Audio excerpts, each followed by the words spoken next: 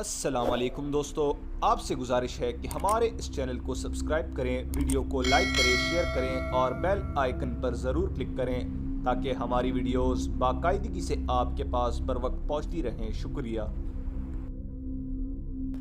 اگر تمہارا کوئی دوسرا ٹھکانہ نہیں تو تم میرے پاس رہ سکتے ہو۔ 10-12 دنوں بعد میں مدینہ واپس جا رہا ہوں، میرے ساتھ چلے جانا۔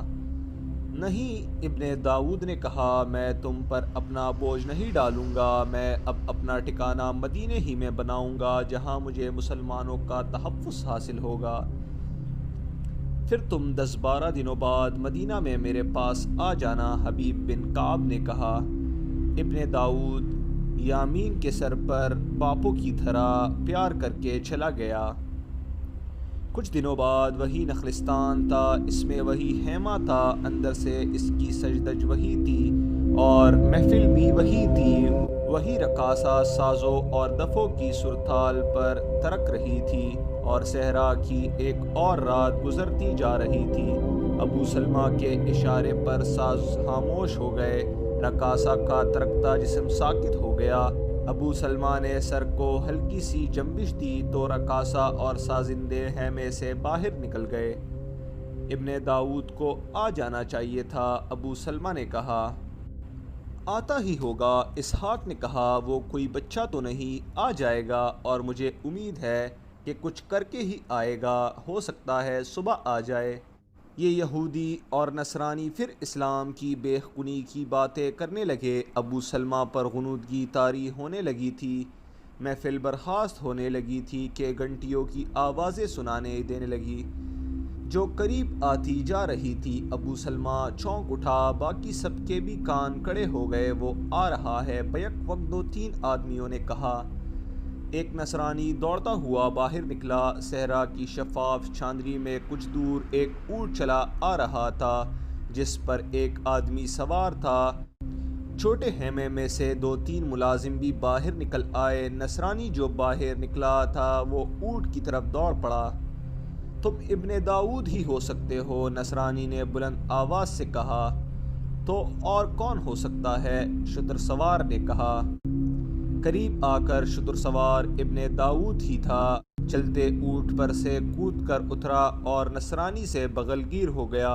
ایک ملازم نے آگے ہو کر اونٹ کی مہر پکڑ لی اور اسے ادھر لے گیا جہاں دوسرے اونٹ بندھے ہوئے تھے۔ میں جانتا تھا تم آج رات آ جاؤ گے۔ ابن داؤد کے خیمے میں داخل ہوتے ہی ابو سلمہ نے کہا، آؤ بیٹھو، کچھ کھا پی لو اور بتاؤ کیا کر آئے ہو۔ کیا دنیا میں کوئی ایسا انسان ہے جو اتنے خوبصورت اور قیمتی نگینے کو بلا قیمت قبول نہ کرے؟ ابن داؤد نے مسکراتے ہوئے کہا، وہ شخص جس کا نام حبیب بن کعب ہے کچھ میری باتوں سے اور زیادہ تر بنت یامین کو دیکھ کر آپے سے باہر ہو گیا تھا۔ آدمی کیسا ہے؟ اسحاق نے پوچھا۔ ہمارے کام آ جائے گا، ابن داؤد نے جواب دیا۔ میں نے ایک غریب اور مظلوم نو مسلم بن کر اس کے ساتھ ایسی باتیں کی کہ وہ میرے ساتھ کھل کر باتیں کرنے لگا۔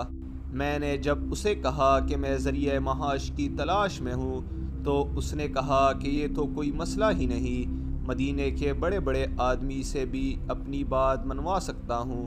مختصر بات یہ ہے ابو سلمہ، جیسا مجھے بتایا گیا تھا وہ واقعی اثر و رسوخ رکھنے والا آدمی ہے اور قبیلے کے سرداروں تک اسے رسائی حاصل ہے۔ ہم بنت یامین کے ذریعے اس سے جو کام کرانا چاہتے ہیں وہ کام وہ ہمیں کر کے دے دے گا۔ ابو سلمہ نے کہا، میں 4 دنوں بعد مدینہ کو روانہ ہو جاؤں گا۔ ابن داؤد نے کہا، اس نے مجھے کہا ہے کہ میں اس کے پاس پہنچ جاؤں، کیا اب ہمیں سو نہیں جانا چاہیے؟ بہت تک گیا ہوں، سو ہی جائے تو اچھا ہے، ابو سلمہ نے کہا، اور اس طرح یہ محفل برخاست ہو گئی۔ اگلے روز سورج سر پر آ رہا تھا۔ کھجور اور دیگر درختوں کا ایک گھنا جھنڈ تھا جس نے چھاتے جیسا سایہ کر رکھا تھا۔ جدھر سے ہوا آ رہی تھی ادھر ایک کنات درختوں کے تنوں سے بندھی تنی ہوئی تھی۔ اس نے صحرا کی گرم ہوا اور اس کے ساتھ اڑتی ریت کو روکا ہوا تھا۔ ایک جھنڈ کے نیچے قالین بچھا ہوا تھا اور ابو سلمہ ابن داؤد اسحاق اور ان کے ساتھی بیٹھے ہوئے تھے۔ نوکر ان کے آگے کھانا چن رہے تھے۔ ایک شتربان جو اونٹ کو ذرا پرے لے گیا تھا دوڑتا ہوا آیا۔ آقا، شتربان نے ابو سلمہ کو اطلاع دی، دور ایک گھڑ سوار نظر آ رہا ہے، کوئی عام مسافر نہیں لگتا، گھوڑے کی رفتار خاصی تیز ہے، اس کا رخ ادھر ہی ہے۔ یہ سب اٹھے اور کنات کے اوپر اس طرف چلنے لگے جس طرف سے گھڑ سوار آ رہا تھا۔ تپتی ہوئی ریت سے غیر مرتی سی بھاپ اٹھ رہی تھی اور اس میں گھوڑے اور سوار کے خد و خال یوں نظر آ رہے تھے جیسے جھیل کے ہلتے پانی میں کنارے کے عکس نظر آتے ہیں۔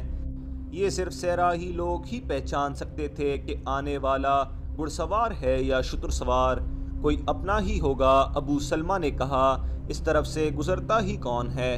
وہ دیکھتے رہے، انہیں کسی قسم کا خوف نہیں تھا، وہ ڈاکو نہیں تھے، نہ ان کے پاس ڈکیتی کا مال تھا، وہ گھومنے پھرنے والے تاجر تھے جنہیں لوٹنے کا ڈر ہو سکتا تھا، لیکن ان پر یہ شبہ نہیں کیا جا سکتا تھا کہ یہ کوئی رہزنوں کا خطرناک گروہ ہے۔ جو گھوڑا قریب آتا گیا اس کے خد و خال واضح ہوتے چلے گئے، یوں معلوم ہوتا تھا جیسے گھوڑا شفاف پانی میں ڈوبتا ہوا اندر ہی اندر چلا آ رہا ہو۔ تقریباً 100 گز فاصلہ رہ گیا تو صاف پتہ چلنے لگا کہ یہ گھڑ سوار ہے اور اس کی پیٹھ پر ایک سوار ہے۔ سوار نے بازو اوپر کر کے دائیں بائیں ہلایا، جو اشارہ تھا کہ میں تمہارا اپنا آدمی ہوں، میں خوش ہوں کہ میں نے تمہیں پا لیا ہے۔ ابو سلمہ اور اس کے تمام ساتھی کنات کے ایک طرف سے گزر کر گھڑ سوار کے استقبال کے لیے آگے چلے گئے۔ فاصلہ تھوڑا رہ گیا تو ابن داؤد نے اس کا نام لے کر پکارا۔ اس کا نام موسیٰ تھا۔ اس نے ایڑ لگا کر گھوڑا دوڑا دیا اور ان لوگوں کے قریب آ کر یکلخت روکا تو یوں لگا جیسے گھوڑا گر پڑے گا۔ موسیٰ گھوڑے سے کود کر اترا۔ زبردست خبر لایا ہوں، موسیٰ نے کہا۔ ابو بکر مر گیا ہے رضی اللہ تعالی عنہ، مسلمانوں کا پہلا خلیفہ۔ قریب آ کر موسیٰ نے سب کے ساتھ مصافحہ کیا اور یہ لوگ اسے کنات کے اندر لے آئے جہاں کھانا رکھ چکا تھا۔ اگلا خلیفہ عمر ابن الخطاب تو نہیں بن گیا؟ اسحاق نے پوچھا۔ تو اور کون بنتا؟ موسیٰ نے کہا، ابو بکر نے وفات سے پہلے وصیت کی تھی کہ اس کا جانشین عمر ابن الخطاب ہوگا۔ یہ بہت برا ہوا۔ ابو سلمہ نے کہا، بڑا ہی ظالم انسان ہے، بنی اسرائیل کا تو نام ہی نہیں سننا چاہتا۔ ابو بکر رضی اللہ تعالی عنہ کب فوت ہوا؟ پرسوں شام غروب آفتاب کے وقت۔ موسیٰ نے جواب دیا، میں کل ہی آ جاتا، لیکن یہ دیکھنے کے لیے رک گیا تھا کہ اگلا خلیفہ کون ہوگا اور کتنے لوگ اس کے ہاتھ پر بیعت کریں گے اور کون بیعت کرنے سے گریز کرے گا۔ رسول اللہ صلی اللہ علیہ وسلم کے وصال کے بعد خلیفہ ابو بکر رضی اللہ تعالیٰ عنہ کی وفات مسلمانوں کے لیے دوسرا بڑا صدمہ تھا۔ ان کی وفات 22 اگست 634 ہجری غروب آفتاب کے وقت ہوئی تھی۔ مدینہ کے لوگ یہ خبر سنتے ہی گھروں سے نکل آئے، عورتیں بھی خلیفۃ الاول کے گھر کی طرف دوڑ پڑیں، ان کی سسکیاں اور ہچکیاں نکل رہی تھی۔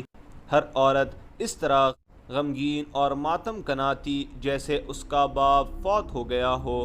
ابو بکر رضی اللہ تعالیٰ عنہ نے اپنی زندگی کے آخری دنوں میں ہی عمر بن الخطاب رضی اللہ تعالیٰ عنہ کو اپنا جانشین نامزد کر دیا تھا۔